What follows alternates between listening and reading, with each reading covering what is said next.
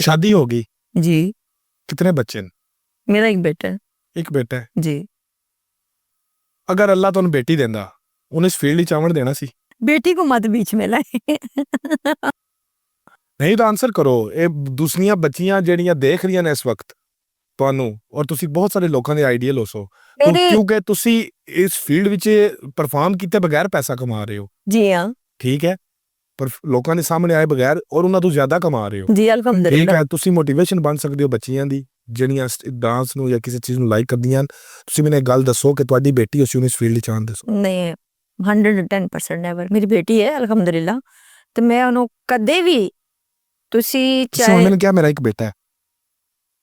मैं बेटी को शो करना नहीं चाहती थी। कोई गल नहीं, मैं अल्लाह दी इसको रहमत होंदी है। नहीं अल्हम्दुलिल्लाह मेरी वो जान का टुकड़ा है। अल्लाह उसके नसीब अच्छे करे। हाँ, लेकिन मैं उसको सोशल मीडिया पे एयर नहीं करना चाहती। कोई बात नहीं, आप मेरे बेटे को डिस्कस करें। आप बताइए उसको आने देंगी? नहीं, कभी भी नहीं। कभी भी नहीं आने देंगी? नहीं, रीजन कभी क्या है? बिकॉज कि मैं इस काम ਨੂੰ ਵੇਖਿਆ ਹੈ।